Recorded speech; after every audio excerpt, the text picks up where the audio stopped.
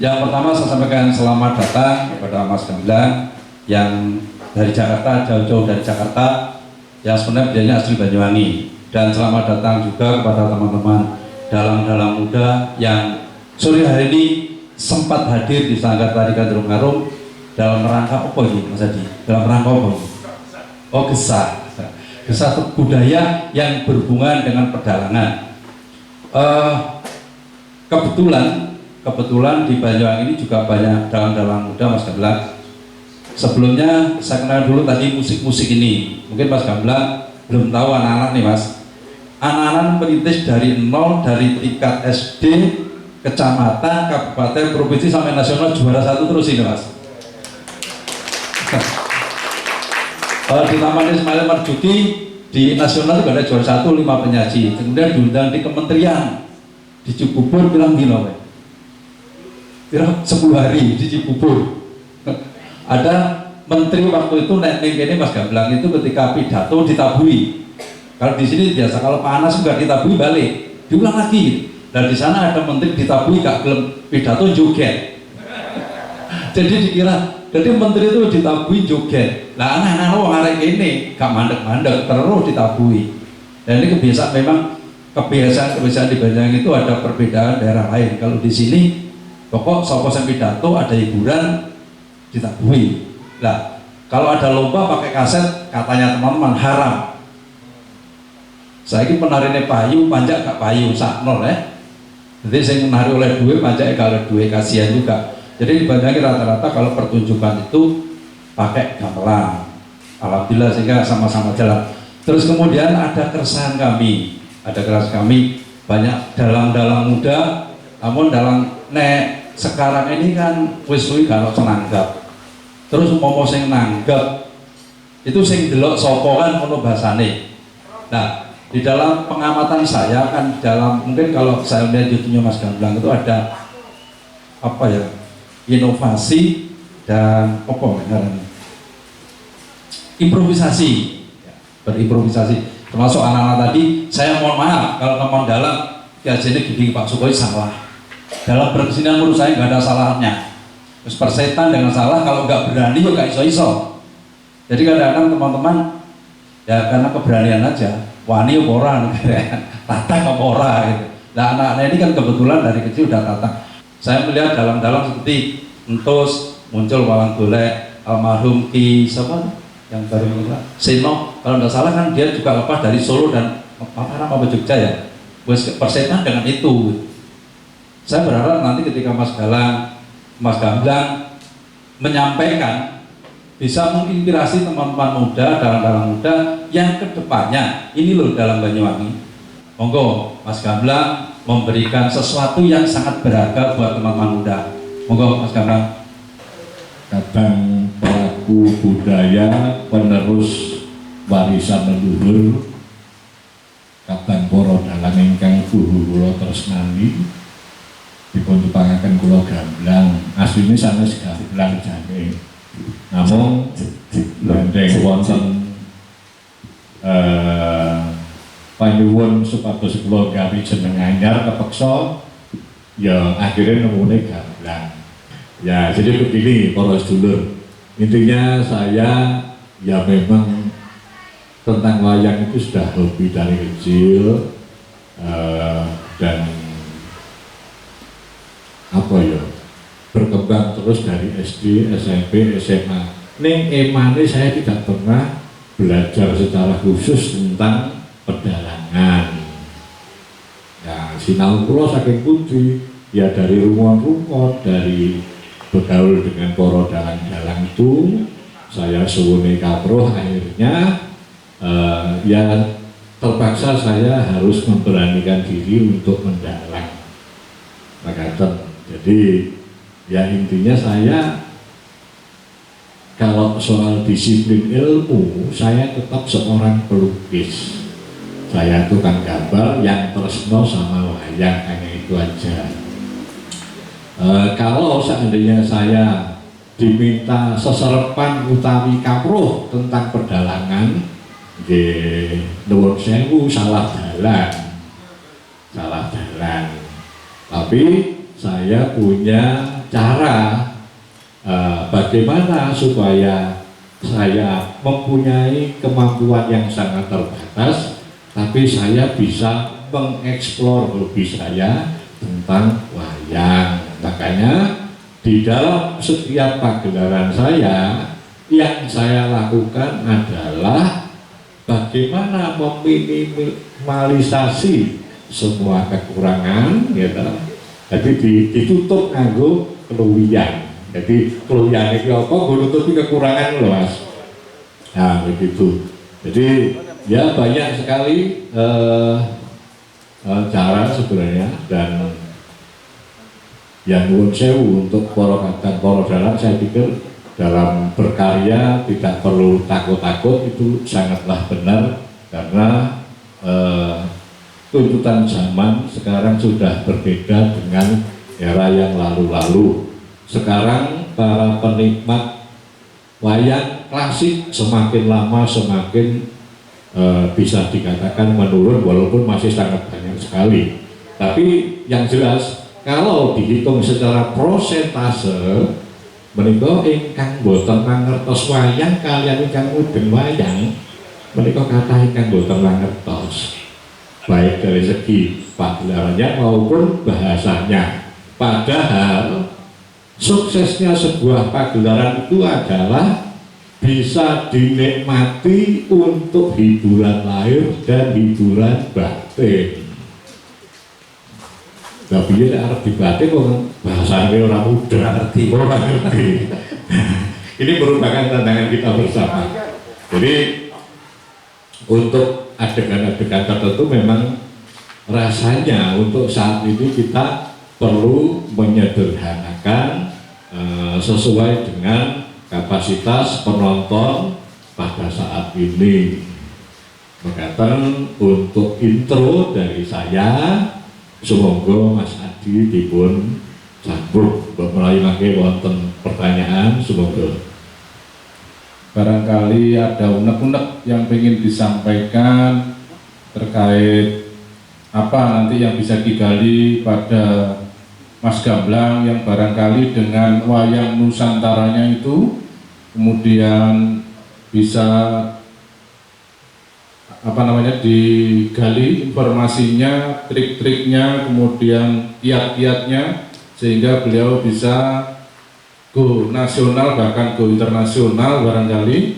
Monggo kami persilahkan kalau ada yang mau memberikan pertanyaan atau apa. Sebelum Mas Adi, biar Pak Pucul dulu yang ngomong. Oh begitu. Beri kesempatan karena Mas Pucul yang telaten ngobani dalam-dalam nom. Mungkin yang tahu anak-anak mungkin Mas Pucul. Monggo Mas Pucul. Terima kasih waktunya. Assalamualaikum warahmatullahi wabarakatuh. Selamat siang, Rahayu. Mohon maaf Pak, apa ya Mas Poki di Gamblang. Saya karena tadi baru ngantar istri ke rumah sakit, tapi kontrol nggak sakit, kontrol sehingga datangnya terlambat. Terima kasih juga kepada, wah ini ada Mas Giono juga, ada Mas Busam Toko dan ada Gamblang Muda. Kita sebut siji hitung kok ya nih ini. Oh, nama Mas Ahmad, nama Mas Billy dan yang lain itu aja nih. Dan ada semuanya. Dan ini dan luar biasa Mas Gamblang. Jadi mungkin karena saya terlambat, saya tidak tahu persis apa yang barusan disampaikan oleh Ki Gamblang, tetapi paling tidak kehadiran Ki Gamblang pulang kampung ke Banyuwangi ini bisa kita manfaatkan untuk sharing pengalaman, untuk menggali sejauh mana kita melestarikan dan mengembangkan kesenian. Dalam hal ini adalah wayang kulit. Saya belum pernah membaca bibliografi Ki Gamblang, tetapi dari cerita ke cerita, karena saya juga baru kali ini ketemu, Ki Gamblang ini bukan menciptakan apa namanya, ya mengkreasikan wayang Nusantara gitu ya, wayang Nusantara. Dalam bayangan saya, wayang Nusantara ini sebuah kreativitas, sebuah inovasi untuk mengisi bagaimana agar yang tidak paham takliran atau wayang kulit klasik ini bisa alternatif nonton punya Ki Gamblang. Nah, seperti apa wayang Nusantara nanti mungkin kalau tadi sudah diceritakan mungkin bisa ditanyakan, kalau belum mungkin tolong nanti diceritakan kenapa sampai muncul ide wayang Nusantara, kemudian di dalam wayang Nusantara itu apakah masih menggunakan pakem atau dan seterusnya gitu. Tadi sekilas saya mendengar dari jalan Ki Gamblang cerita bahwa sebelum tampil itu selalu ada upaya melukis dulu. Nah, melukis dulu untuk sebagai media menarik audiens, menarik publik. Tentu kalau melukis yang gunanya untuk menarik audiens tidak hanya melukis menengahi ya, saya yakin begitu. Mungkin melukis yang atraktif, nanti mohon itu diceritakan, karena di Banyuwangi ini pelukis-pelukis kita ini juga belum pernah melihat saya melukis yang menjadi pertunjukan, melukis yang menjadi tontonan. Kalau di Jogja, karena saya juga kuliah di Jogja, berkali-kali berkumpul berteman dengan teman-teman seni rupa, sering diajak eksperimental arts, happening arts. Saya selaku kuasnya, teman-teman pelukis yang melukis tubuh saya ini selaku kuasnya, sehingga ini menarik bagi penonton. Mulai dari kepala, tangan, kaki dicelupkan cat dibuat melukis, tapi saya sambil kontemplasi menari sesuai dengan maunya sang pelukis. Ya lukisannya ya apik, karena ya memang pelukis. Awalnya kawan-kawan begitu disentuh finishing jadi bagus, dan itu mahal. Yang mahal prosesnya, kemudian yang lihat itu terus mau membeli. Nah, hal-hal semacam itu apakah seperti itu yang dilakukan Ki Gamblang di panggung dengan atraktifnya melukis? Karena saya pernah melihat Mas Adi, Mas Yadi itu saya pernah menemui, saya dolan ke Mas Yadi sedang melukis, tapi tidak tahu kalau saya datang. Dia itu melukis itu jadi atraktif banget, tapi dia sendirian, tidak ada penontonnya. Saya yang nonton waktu itu, karena saya nonton, ngapain? Ternyata dia melukis itu pakai perasaan, pakai energi dan luar biasa. Dan itu kalau di panggung bisa menjadi tontonan.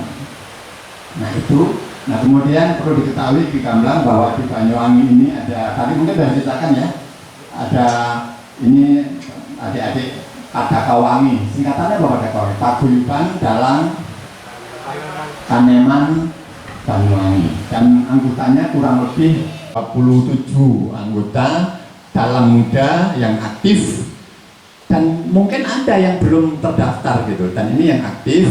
Sarjana pedalangannya sementara ini ada 3. Ya saya kira sementara itu saja informasi untuk Ki Gamblang agar nanti dia memberikan pemahaman pada adik-adik ini. Tapi adik-adik ini adalah dalang-dalang yang sangat luar biasa, yang tentu ini masih lebih banyak dalang pakem, yang belum banyak yang ada keberanian untuk berkreasi, berinovasi gitu. Mudah-mudahan dengan adanya ketemu ini nanti ada 1-2 adik-adik kita ini yang tergerak nakal pikirannya untuk berkreasi, berinovasi demi untuk pengembangan seni pedalangan, seni wayang kulit. Jadi memang, jadi gini, konsep awalnya saya sebenarnya bukan untuk memamerkan saya bisa melukis atau apa, bukan. Tapi intinya adalah saya ingin agar penonton itu semakin akrab dengan saya sebelum pagelaran wayang kulit. Artinya sudah ada kedekatan emosional tentang ya apa yang akan mereka saksikan tentu. Jadi ketika saya melukis, intinya itu adalah mengumpulkan orang supaya menjadi lebih dekat kepada kita. Sing mapanan yang pojok dadi nyedak gara-gara ana wong lukis, kita beri gamelan yang pokoknya intinya semuanya berkumpul. Dan ketika sudah berkumpul semua, itu sebenarnya secara emosional mereka itu sudah punya pikiran, yang dalang ini adalah pelukis ini gitu.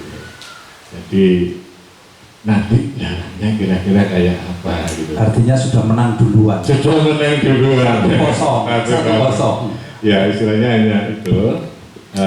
Ketika saya sudah naik, artinya mereka itu sudah fokus kepada saya. Itu yang paling penting bagi seorang dalang. Jadi bagaimana para penonton itu bisa fokus kalau dalangnya itu tidak bisa membuat fokus penonton seperti itu. Nah, ketika kita naik, mereka sudah siap dengan apa yang kita sajikan. Jadi dampaknya begitu kita melempar sedikit saja humor apa langsung langsung, karena mereka fokus kepada pagelaran kita. Terus tentang wayang gamblang Nusantara, sengaja saya buat wayang tersebut karena ya hanya atas dasar kegelisahan bagaimana seandainya wayang itu bisa dinikmati oleh para di luar Jawa, misalnya yang nggak ngerti bahasa Jawa sekalipun. Jadi wayang gamblang itu mempunyai aneka musik dari berbagai daerah.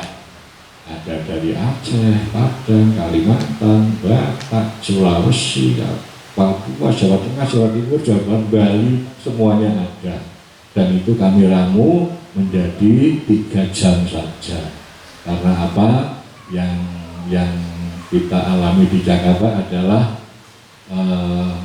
pagelaran wayang kalau kita sajikan secara konvensional 7 jam, bener banyak yang nonton. Tapi kita lebih menyasar kepada orang-orang yang sedikit pemahamannya tentang wayang.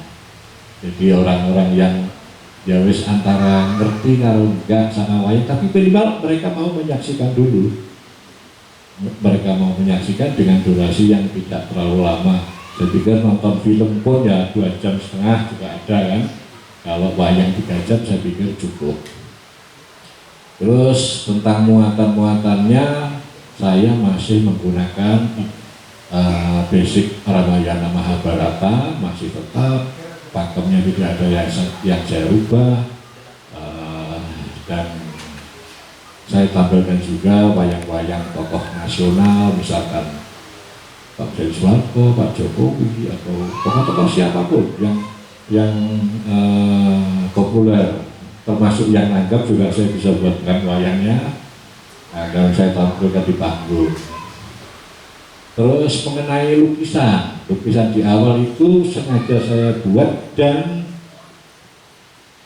ketika selesai langsung saya serahkan kepada penanggap. Jadi intinya saya punya semacam promo nanggap wayang berhadiah lukisan. Lukisannya berarti lukisan wayang? Iya, lukisan wayang sesuai dengan cerita yang cerita tokoh-tokohnya ya? Tokoh utamanya. Itu lukisan saya serahkan dan biasanya lukisan itu dilelang. Sedangkan hasil lelangnya terserah nanti bisa untuk membantu yayasan. Biasanya lebih larang malah timbangannya dalangin. Jadi bisa untuk membantu yayasan yatim piatu, korban banjir, korban gempa dan lain sebagainya, itu 100% untuk mereka. Dan dalangi serupiah lewat jalur. Monggo Mas yang mau tanya tadi. Assalamualaikum warahmatullahi wabarakatuh. Kepada yang punya rumah Pak Suko, langsung bertemu baru kali ini tidak langsung dengan cuma dengar namanya yang kota kalau sampai juga kepada Mas Kamla dan kota kalau kau disebut Jakarta dan Malang Buana dan juga para teman-teman dalam muda Mas Sugiono dan juga Mas Toko yang kita sesuatu pun terima kasih waktunya nggak lama saya tanya dan mungkin pertanyaan saya kan itu dan jelek daripada yang lain karena SDM saya lulusan SD jadi mohon maaf bila mana nanti pertanyaan saya sedikit kurang pinter dan kurang jelas dibanding teman-teman yang sudah sekolah tinggi. Mas Gablang, tak dengar dari nopo sing dengan aturaken niku kayaknya tak lihat dari teman-teman kecil. Aku kenal kecil, kamu sudah sering menjalankan itu. Saya yakin dari mulai teman-teman ini kok sampai wis berusaha melakukan dan melakukan. Kayaknya kuncinya tuh masih Pak. Caranya laris itu iya masih. Kadang-kadang ngapunten.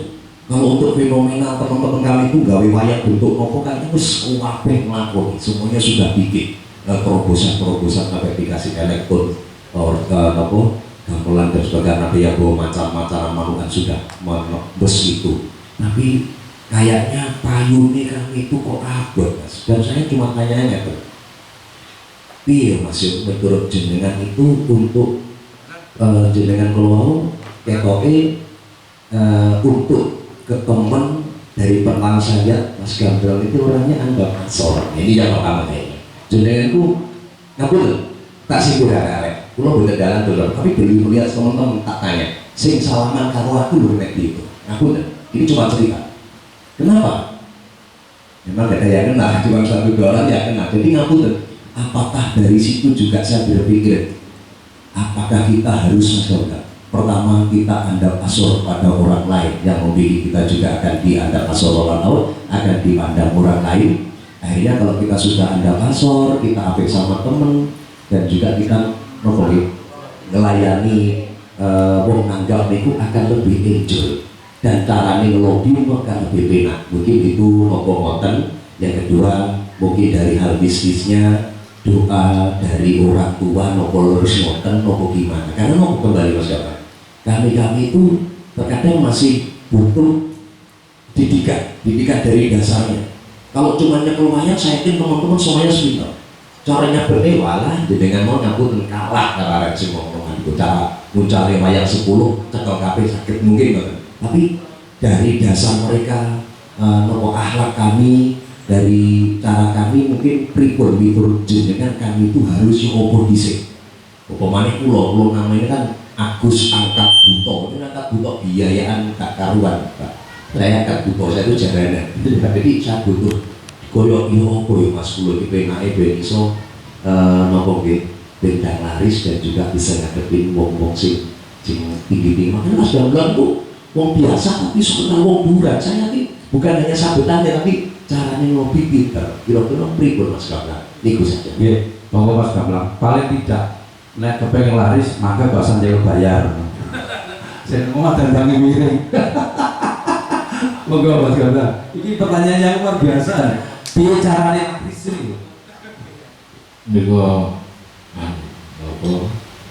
pertanyaan sing jane iki ya ngerti beliau itu sebenarnya tahu jawabannya cuma ekor takon jadi gini kalau saya sendiri ya saya tidak merasa laris jadi sampai sekarang ya saya masih tetap mengusahakan untuk laris itu yang pertama tapi satu hal yang namanya kita kalau mau laris ya bebasan warung ya panganan itu enak sih terus mari laris di panganan enak paling tidak warung kita itu tidak sama dengan warung di sebelah kita satu itu terus yang berikutnya adalah ya kayak silaturahmi begitu kita semakin banyak link yang menghubungkan dengan kita umpamanya ya saya sama penjenengan ngerti itu pemain jalanan apik kenal sama saya apa mungkin aku nonton asik ya orang mungkin loh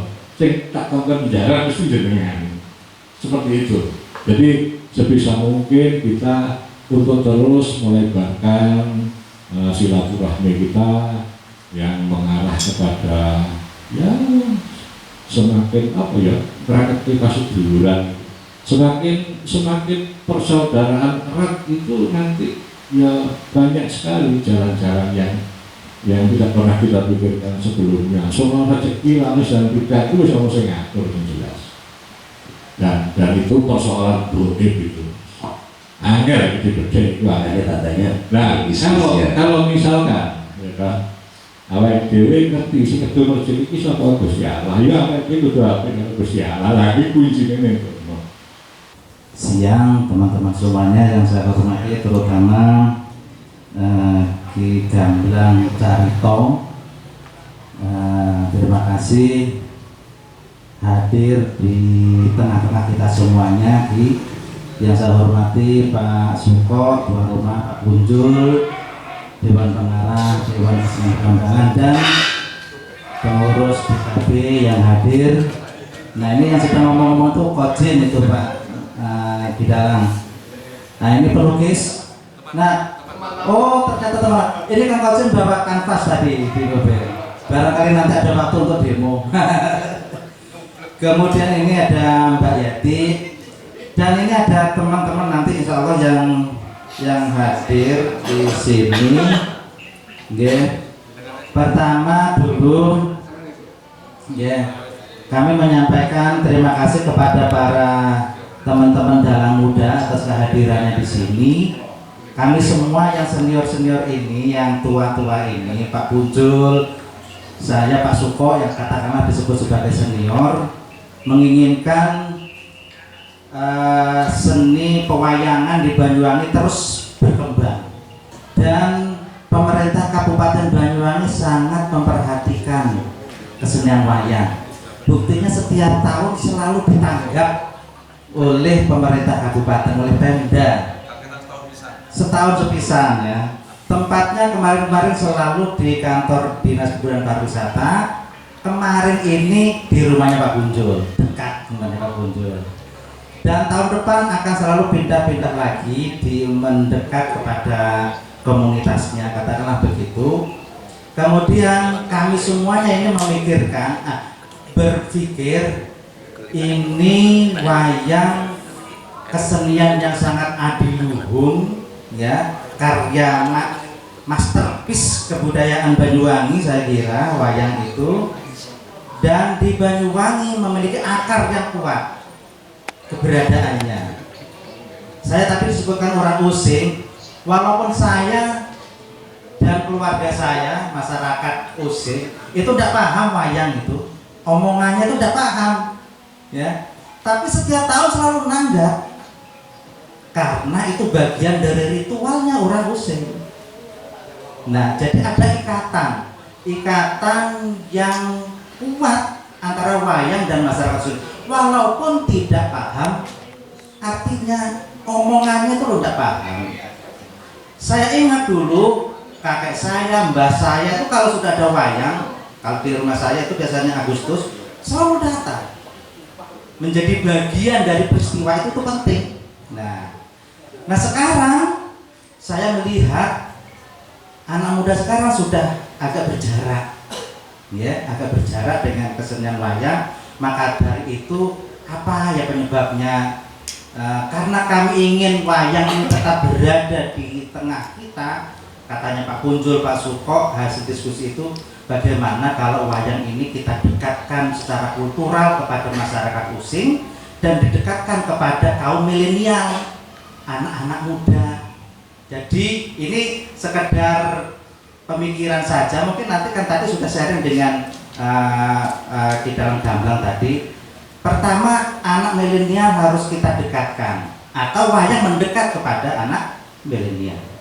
Kemudian di masyarakat Using itu kasihan, ngundang tapi ngerti artinya, tidak tahu artinya. Barangkali ya, misalkan kalau di Alas Malang itu setiap tahun kan ngundang gitu ya kan. Nah, mungkin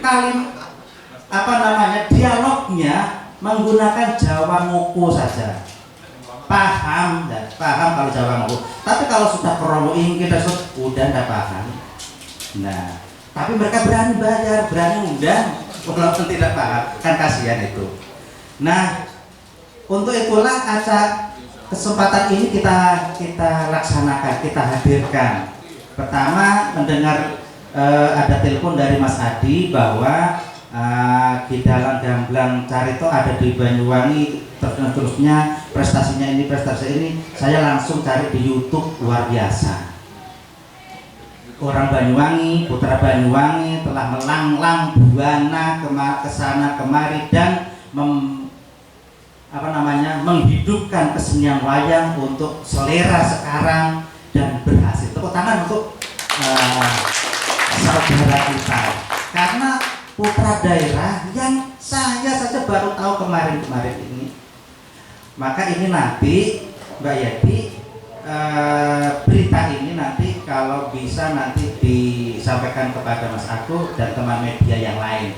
Dasarnya ya ini sudah nanti kita kemarin walaupun sudah dimuat ya, di Banyuwangi 1 TV dalam gitu. Nanti akan kita lebih sosialisasi, publikasikan lagi keberadaan beliaunya ini di tengah kita. Sekali lagi kami tidak panjang lebar, terima kasih kepada kita semuanya, kepada dalang-dalang muda terutama dan kepada Tidak Gamblang Carito. Mudah-mudahan momen ini menjadi titik tolak kita untuk terus semakin mendekatkan, mengembangkan kesenian wayang di Kabupaten Banyuwangi.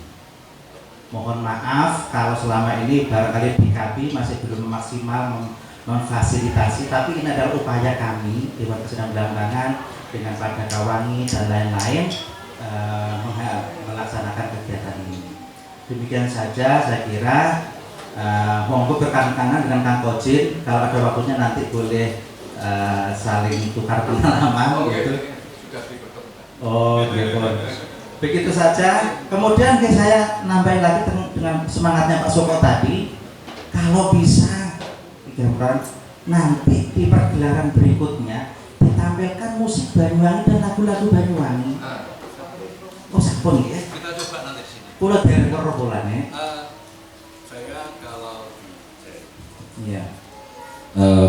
Biasanya pun untuk pembukaan bedol kain kami pakai kuntulan. Oh. Nah terus nanti di Gorgoro itu ada apa jenis musik lagu-lagu itu.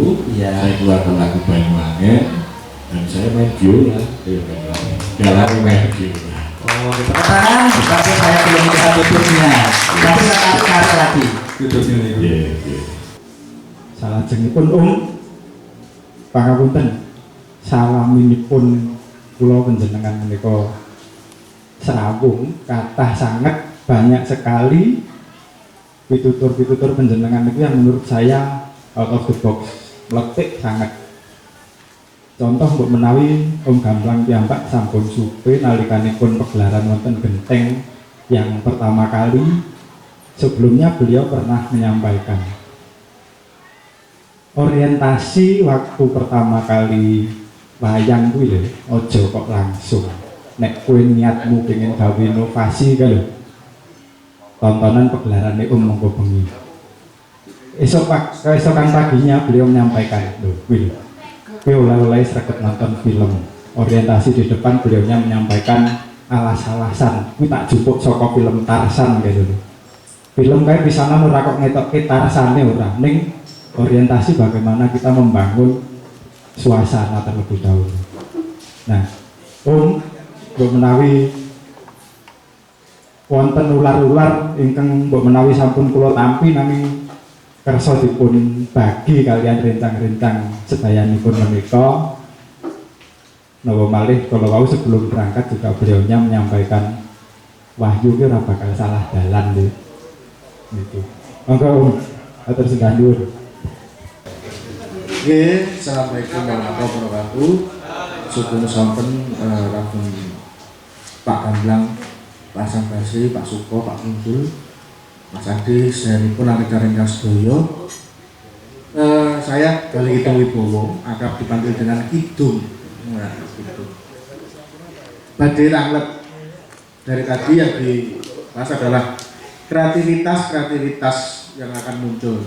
Jujur saja, S1 saya kemarin penelitian wayang osing Pak Ilham. S1 saya, skripsi saya judulnya Kreativitas Ilham Lali Mursidi dalam penciptaan wayang osing Banyuwangi lakon Perang Kukutan Bayu. Di situ banyak sekali yang saya korek, saya dalami dari Pak Ilham. Nah, dari situ saya menanyakan bahwa setiap kreativitas itu apakah hanya syukur kreativitas atau harus bermakna atau memiliki nilai nilai adiluhung, karena wayang ini erat hubungannya dengan nilai adiluhung. Karena bagi saya kalau kreativitas tidak dalam kutip nyerempet ke adiluhung atau ke bermakna, itu kurang pas bagi saya. Bagaimana tanggapan dari Pak Gamblang dan para pakar-pakar budaya kedepannya untuk pengembangan wayang osing juga? Karena saya tanya lebih dalam, Pak Ilham sendiri banyak makna-makna yang belum terungkap. Wis pokoknya ini. Nah, itu yang saya sulit mencari jawaban. Dan alhamdulillah berkat Pak Ilham juga saya lulus dari isi seperti itu. Jadi bermanfaat ya Pak? Iya, seperti itu. Yang dimaksud tadi bukan wayang osing tapi wayang Banyuwangi, beda ya. Jadi kalau wayang Banyuwangi, wayang itu wayang Purwo, tapi pakai gamelan Banyuwangi. Bukan wayang osing. Kalau Pak Ilham mungkin wayang osing, ini wayang Banyuwangi itu Mas Adi ya. Gagrak Banyuwangi, bukan wayang osing. Jadi bahasanya tidak harus pakai bahasa osing. Kalau menurut saya pengertian adiluhung itu lebih mengarah kepada pesan moralnya, Mas, tentang menu, tentang masakan, tentang iringan dan lain sebagainya. Toh dulu juga sebelumnya tidak ada kan. Kalau menurut orang India mungkin melihat wayang yang sudah disampaikan oleh orang Solo mungkin tidak sesuai dengan adiluhungnya mereka. Begitupun kalau seandainya Banyuwangi membuat wayang versi Banyuwangi, saya pikir misalkan katakan orang Solo, wah orang adiluhung kudune iki nah adiluhung iki ukurannya apa saja, itu yang perlu kita tekankan. Jadi selama kita masih bisa untuk melihat dengan kacamata sing jero, artinya anggere wayang itu masih bermuatan tentang tontonan yang bisa beralih fungsi sebagai tuntunan, saya pikir itu masih adiluhung. Kecuali kalau misalkan di awal itu adiluhung terus tengah-tengahnya saya joget terus ini adiluhung ini yang dilari, aku nggak ngerti, aku rasa ngomong nek kuwi. Engko paling wong mulai sing dhewe bae penyanyi ne mau paling ora kan ngono. Nah sekarang gini, saya itu pernah bayangke begini Mas, piye ya carane dalang ki lek perlu ki ora usah nganggo sinden. Oh itu tuh. Orang sindennya lanang lek perlu. Jadi atau boleh pakai sinden tapi sindennya itu menghadap ke layar saja, sehingga penonton itu memang benar-benar fokus kepada pagelaran wayang, sehingga tidak menimbulkan ya kalau soal itu kan semua orang bisa aja dulu kalau ini kan juga kita sindani kasarnya kan gitu. Tapi apa yang sudah kita konsep di awal itu minimal akan menimbulkan pengaruh kepada penonton. Jadi untuk sementara pengertian adiluhung bagi saya itu sejauh mana apa yang kita sajikan bisa memberi nilai kepada masyarakat tentang baik dan buruk, tentang budi pekerti yang luhur, tentang ya ajaran moral-moral yang baik. Dulu itu sebelum saya lulus dari S2, saya sudah pernah mempunyai suatu konsep ingin membuat tentang wayang yang gagraknya Banyuwangi. Sebenarnya sudah pernah terpikiran oleh saya. Cuman yang menjadi kendala saya ketika saya akan melakukan proses dan sumber-sumber data yang sangat sulit sekali untuk saya dapatkan. Dan di sini saya ingin bertanya, bagaimana patokan jenengan ketika membuat suatu karya yang baru itu apa, seperti itu. Mungkin bisa menjadikan bekal saya untuk membuat suatu karya yang baru. Itu saja, terima kasih.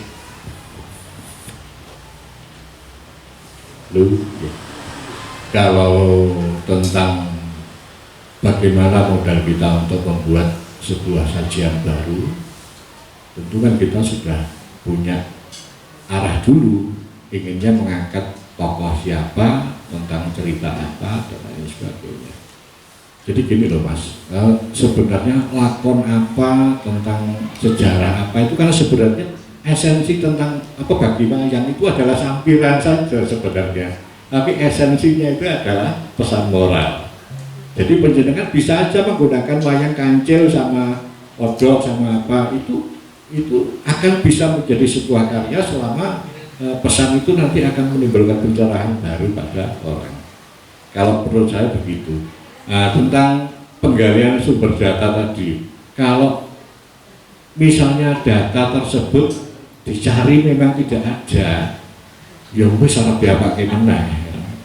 Nah, kita menggali yang sudah ada saja.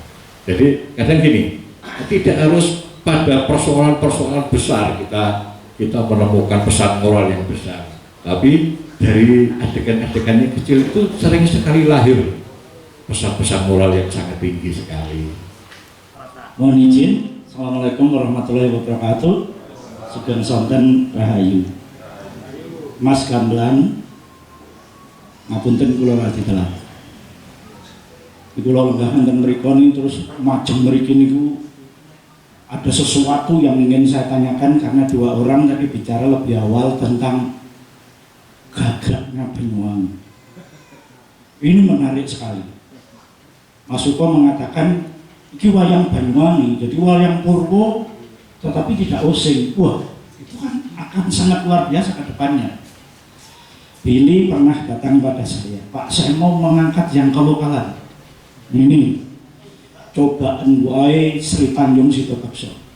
Saya nginceng dari jauh, kira-kira tokoh yang dimainkan untuk wayang Purwo koyo Anko Capowo. Karena waktu itu saya sedang menulis buku itu. Beberapa kali saya harus datang ke candi-candi. Karena di sini hampir sekian buku bercerita bahwa Banyuwangi itu terjadi dari bau wangi darah Sri Tanjung. Si Tanjung dibunuh, mati, si Sitopakso jerit Banyuwangi. Mati, wis. Beberapa relief tinggalan Majapahit, ternyata di sana Sri Tanjung itu hidup dan dihidupkan oleh Durga karena Durga pernah diruat oleh Sudamala Sadewa.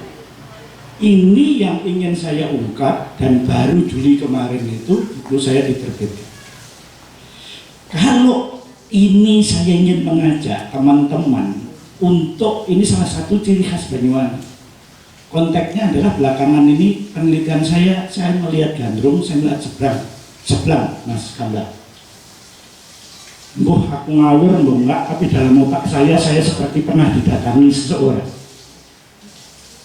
Perempuan Banyuwangi itu punya peran yang lebih dalam konteks ritual, kesuburan.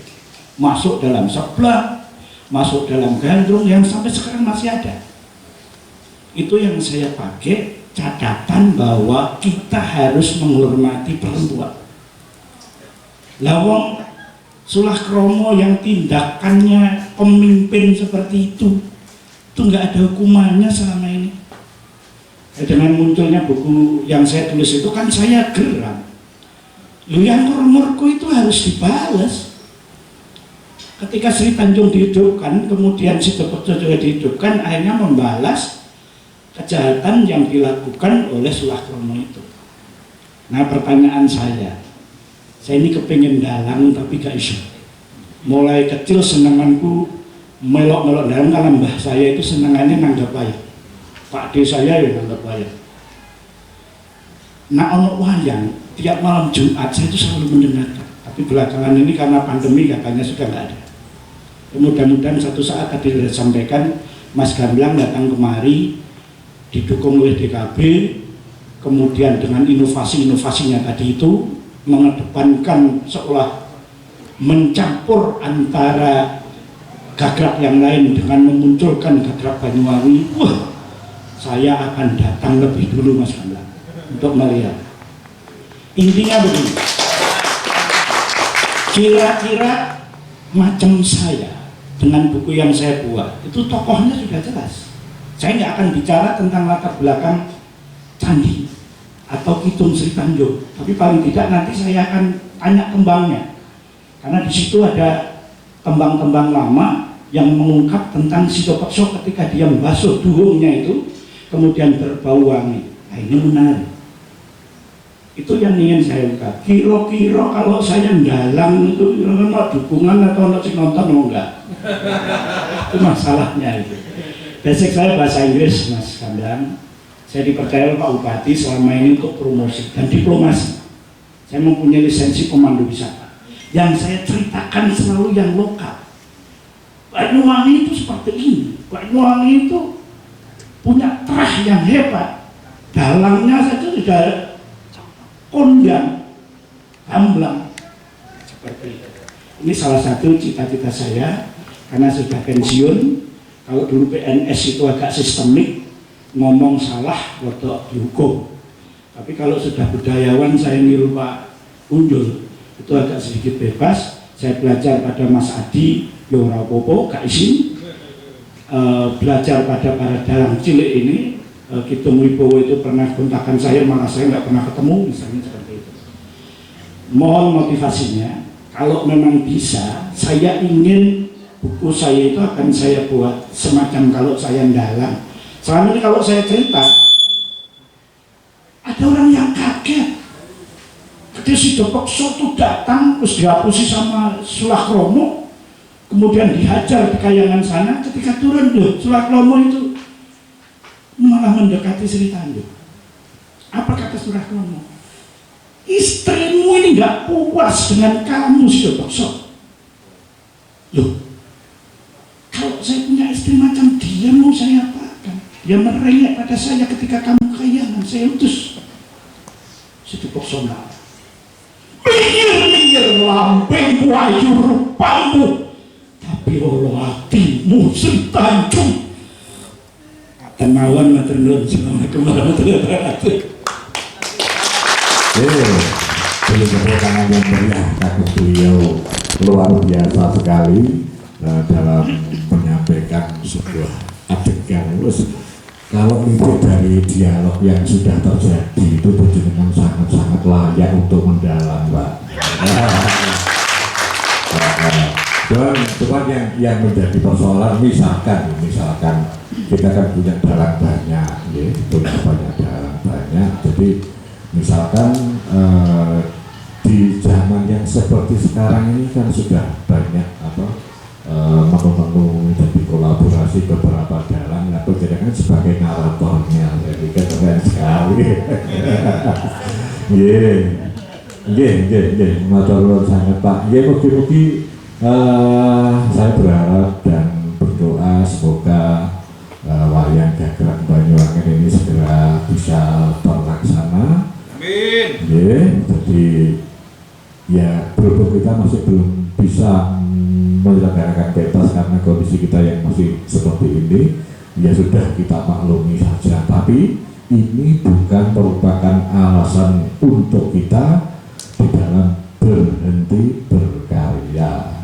Misalkan sekarang kita belum bisa pentas, ya kita nyelengi dulu, kita berkarya dulu saja.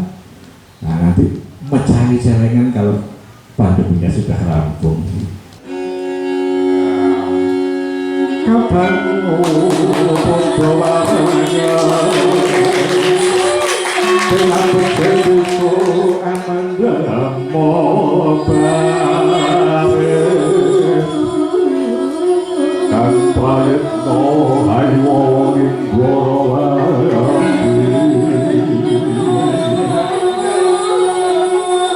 anginku pangalan panggono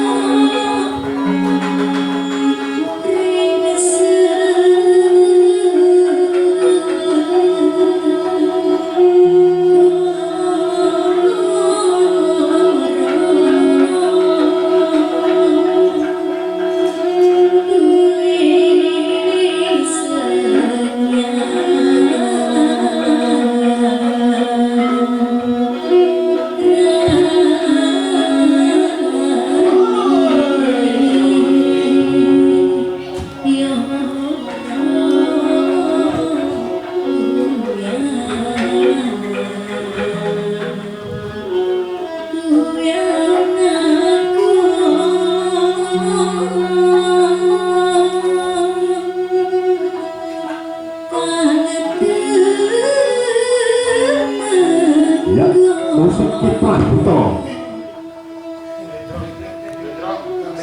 Oh, iya di sini. Monggo.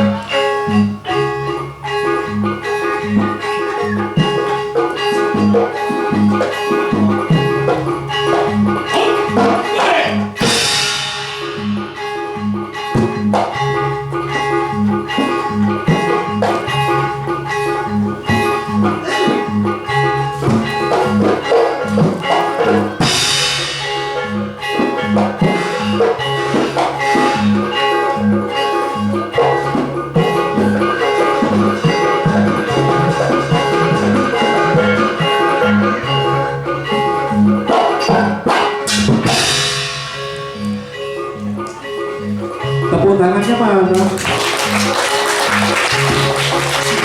apa sih bilang